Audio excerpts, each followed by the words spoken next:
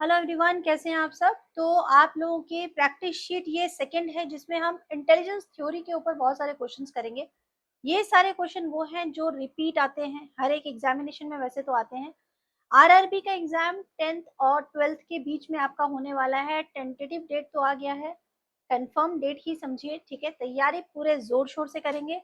अब मैं आपको सिर्फ और सिर्फ क्वेश्चंस की प्रैक्टिस करवा रही हूँ। तो ये सारे जितने इम्पोर्टेंट वीडियोस आने वाले हैं, इन्हें देखने के लिए आप सब्सक्राइब कर लीजिए चैनल को, और कमेंट सेक्शन में ज़रूर मेंशन कर दीजिएगा कि आप इस एग्जामिनेशन में पीजीटी के लिए प्रिपेयर कर रहे हैं, पीआरटी के लिए कर रहे हैं, या केवीएस या डीएसएसबी, सभी के लिए ये क्लासेस इंपॉर्टेंट है। तो चलिए स्टार्ट करते हैं आज का सेशन। आज के सेशन में इंटेलिजेंस थ्योरी से रिलेटेड कुछ क्वेश्चंस करने वाले हैं, जिसमें सबसे पहला क्वेश्चन आपका आ रहा है, चार्ल्स स्पीयरमैन का जी फैक्टर किससे संबंधित है। बेहद इंपॉर्टेंट क्वेश्चन है। ये क्वेश्चन घूम घूम के हर एक तरह से क्वेश्चन आया हुआ है ये। तो चार्ल्स स्पीयरमैन कौन है और जी फैक्टर किससे संबंधित है। बहुत इंपॉर्टेंट कॉन्सेप्ट दिया था चार्ल्स स्पीयरमैन ने, और इन्होंने, देखिए इंपॉर्टेंट है इसीलिए कुछ डिस्कस करना भी जरूरी है। तो ये कौन है, ब्रिटिश साइकोलॉजिस्ट है। इन्होंने कहा कि जितने भी इंटेलेक्चुअल एक्टिविटीज होती हैं उनका एक कॉमन फैक्टर होता है, ठीक है। उसी को इन्होंने जी फैक्टर का नाम दिया है। तो ये किससे रिलेटेड है, ये जीएस यानी जर्नल इंटेलिजेंस से रिलेट करता है, ठीक है। तो जी फॉर जर्नल इंटेलिजेंस, तो इस तरह से आप याद भी रख सकते हैं इस क्वेश्चन को।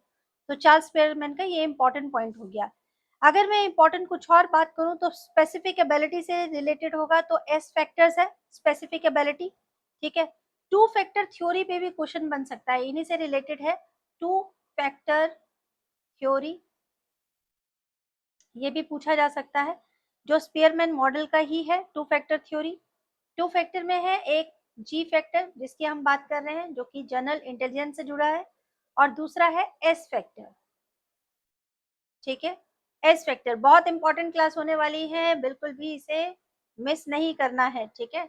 स्पेसिफिक इंटेलिजेंस जिसे कहते हैं, स्पेसिफिक इंटेलिजेंस, ओके। तो राइट आंसर आपका क्या हो जाएगा, ऑप्शन ए जो है राइट आंसर हो जाएगा। चलिए बढ़ते हैं नेक्स्ट क्वेश्चन की तरफ। नेक्स्ट क्वेश्चन आपके सामने आता है, हार्वर्ड गार्डनर का मल्टीपल इंटेलिजेंस थ्योरी जो है वो कितने प्रकार की बुद्धियों को मानता है। हार्वर्ड गार्डनर, अनदर इम्पॉर्टेंट और I would say very important question. Harvard gardener की जो मल्टीपल इंटेलिजेंस थ्योरी है वो आंसर सी यानी कि 8 बुद्धि की बात करते हैं। बट इनके बारे में एक और बात आप समझिए कि इससे पहले जो हमने पढ़ा है स्पीयरमैन की जो थ्योरी है, इन्होंने हार्वर्ड गार्डनर ने क्या क्या है कि भाई उनका जो जी फैक्टर है ना, उसको नकार दिया है, इसको नकार दिया है। उनका कहना है इंटेलिजेंस कोई वन जर्नल एबिलिटी नहीं हो सकती, बट मल्टीपल इंडिपेंडेंट एबिलिटी पे डिपेंड करता है, ठीक है। इसीलिए उन्होंने एक बुक लिखी, और उस बुक का नाम क्या है, उस बुक का नाम है frames of mind. Very important, कोई भी क्वेश्चन आ सकता है, कुछ भी मिस नहीं करना है। फ्रेम्स ऑफ माइंड उन्होंने बुक लिखा है, और उसमें 8 डिफरेंट डिफरेंट इंटेलिजेंस पे बात किया है। जैसे लिंग्विस्टिक इंटेलिजेंस पर उन्होंने बात की, जैसे पोएट्स राइटर्स स्पीकर्स जो हैं वो लिंग्विस्टिक इंटेलिजेंस होती है उनकी।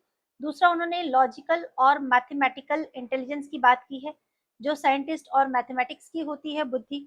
तीसरी बुद्धि उन्होंने स्पैशियल इंटेलिजेंस की बात की है, जो मोस्टली आर्किटेक्ट्स आर्टिस्ट और पायलट की बुद्धि होती है।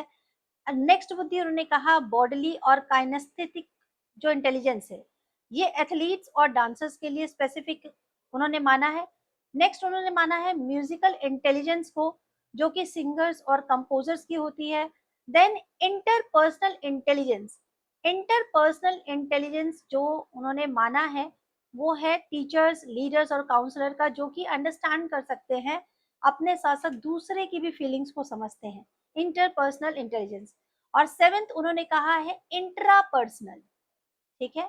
इंट्रापर्सनल जो थ्योरी है उसको माना है, जिसमें लोग अपने से खुद से अंडरस्टैंड करते, खुद को अच्छे से समझते हैं, ठीक है। सेल्फ अवेयरनेस की बात करते हैं, उनके खुद के इमोशंस को वो अच्छे से समझ पाते हैं, जैसे फिलोसोफर है, स्पिरिचुअल लीडर्स है, ठीक है, वो इंट्रापर्सनल इंटेलिजेंस के अंतर्गत आते हैं।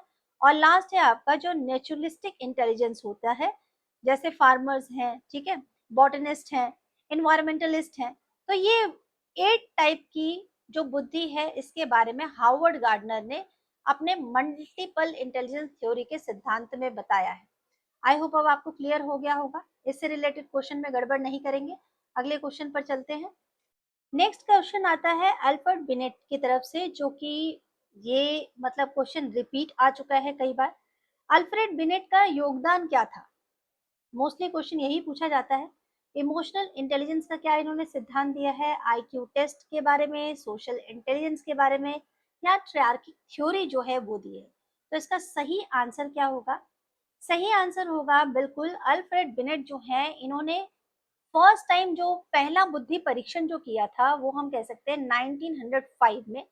ठीक है, तो पहला आईक्यू टेस्ट यानी इंटेलिजेंस टेस्ट इन्होंने बनाया था, जिसे कि हम बिनेट साइमन स्केल कहते हैं, क्योंकि इनके साथ एक और थे। ठीक है, थियोडोर साइमन थे, तो इसे बिनेट साइमन स्केल के नाम से भी जाना जाता है। ये आपको ध्यान रखना है। इसके साथ साथ में आपने सुना होगा, अगर आपने बीएड किया है तो आपने उसमें मेंटल एबिलिटी के बारे में पढ़ा होगा। ठीक है, तो बिनेट जो है उन्होंने मेंटल एबिलिटी की अवधारणा का विचार दिया है। उनके हिसाब से जो 10 साल का बच्चा है, अगर वो 8 साल के स्तर का प्रदर्शन करे तो उसकी मेंटल एबिलिटी कितनी हो जाएगी? 8 ईयर्स की हो जाएगी। इस तरह से जो फर्स्ट आईक्यू टेस्ट विकसित किया था अल्फ्रेड बिनेट ने किया था, और यही उनका प्रमुख योगदान है। ठीक है, चलिए आई थिंक ये समझ गए होंगे। अब आप नेक्स्ट प्रश्न की ओर चलें। तो नेक्स्ट प्रश्न है आपका, फ्लूइड और क्रिस्टलाइज्ड इंटेलिजेंस किसने दिया है? ये दोनों टर्म्स आपके एग्जामिनेशन में आ ही सकते हैं, क्योंकि अलग अलग भी आ सकते हैं और साथ में भी पूछे जा सकते हैं। तो मैं दोनों टर्म्स को आपको बिल्कुल आराम से बताती हूँ। फ्लूइड और क्रिस्टलाइज्ड इंटेलिजेंस, ये आपको किसने, ये योगदान किसका है, किसने आपको ये थ्योरी दी है? तो ये कैटल्स की थ्योरी है। सबसे पहले तो ये देखिए, तो कैटल्स थ्योरी क्या कहते हैं कि फ्लूइड इंटेलिजेंस जो होता है, जिसे वो जीएफ कहते हैं, और क्रिस्टलाइज्ड इंटेलिजेंस को वो कहते हैं जीसी। ठीक है, इसको कहते हैं जीएफ और इसको वो कह रहे हैं जीएस। उनका कहना है कि जो फ्लूइड इंटेलिजेंस होता है वो इनेट एबिलिटी है, जो बचपन से होता है। ठीक है, ये आपकी इनेट एबिलिटी है जो बचपन से है, आप जैसे बाय बर्थ आपके अंदर ये जन्मजात रहता है। ओके, भाई नहीं, कोई भी आपके सामने समस्या है उसको कैसे आप सॉल्व करते हैं, आप कैसे रीजनिंग, आपका पैटर्न बिठाने का तरीका, ये सारी चीजें होती है। तो ये आपके अपने एक्सपीरियंस में नहीं, बल्कि ये आपका बाय बर्थ आप में कितनी इंटेलिजेंस है वो बताता है। दूसरा है आपका जीसी। जीसी आपका क्या होता है? आपके एक्सपीरियंस से आता है। जैसे जैसे आप बड़े होते हैं, आप सीखते हैं, आपके सामने नई नई चीजें होती हैं, तो ये सारे आपके एक्सपीरियंस होता है, और उससे आप नए वर्ड सीखते हैं। तो ये दोनों जो इंटेलिजेंस है, ये किसने दिया है? केटिल ने दिया है। ठीक है, क्योंकि उनका कहना था कि भाई दोनों ही किसी भी व्यक्ति की संपूर्ण बुद्धि बनाते हैं, संपूर्ण उसका ब्रेन बनाते हैं। तो इस तरह से ये क्वेश्चन इंपॉर्टेंट हो जाता है। ठीक है, चलिए बढ़ते हैं अगले प्रश्न की ओर। नेक्स्ट क्वेश्चन है आपका, प्राइमरी मेंटल एबिलिटी का सिद्धांत किससे जुड़ा हुआ है? तो इंटेलिजेंस थ्योरी का ये क्वेश्चन अगर ना आए तो ऐसा तो होता ही नहीं है। ठीक है, ये क्वेश्चन भी आपका जरूर आता है। तो यहाँ पर प्राइमरी मेंटल एबिलिटी का जो सिद्धांत है वो किसने दिया था? वो दिया था आपका लुइस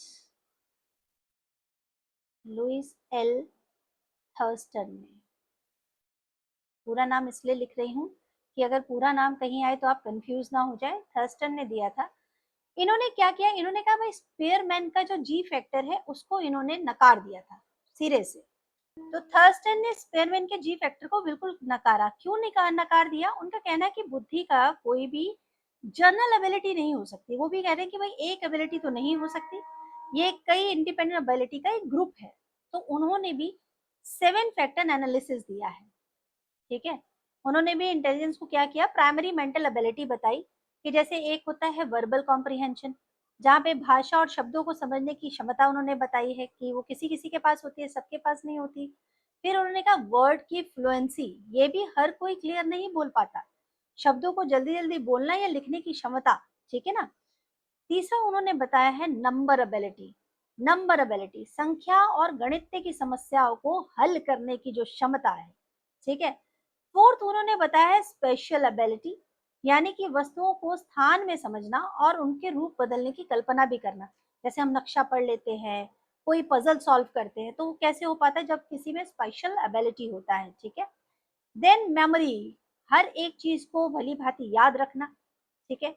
उसके बाद आता है परसेप्चुअल स्पीड। परसेप्चुअल स्पीड यानी कि कई बार ऐसा होता है ना, वो आपने देखा होगा कि दो पिक्चर्स दी हैं, इसमें 6 डिफरेंसेस को ढूंढो, तो वो परसेप्चुअल स्पीड होती है। कोई बहुत जल्दी ढूंढ लेता है, किसी को थोड़ा समय लगता है, ओके। और सेवंथ उन्होंने कहा है रीजनिंग के लिए, रीजनिंग या फिर इंडक्टिव रीजनिंग का सिद्धांत दिया। तो ये 7 जो स्पेशल एबिलिटीज हैं, जिसे हम कह सकते हैं कि प्राइमरी मेंटल एबिलिटी है, ये हमें याद रखनी है, ठीक है। प्राइमरी मेंटल एबिलिटी किसने दी है? ये थर्स्टन ने दी है। बिल्कुल ये ऐसे ही क्वेश्चन बन सकता है। तो राइट आंसर क्या हो जाएगा? Option number B is a right answer, ठीक है।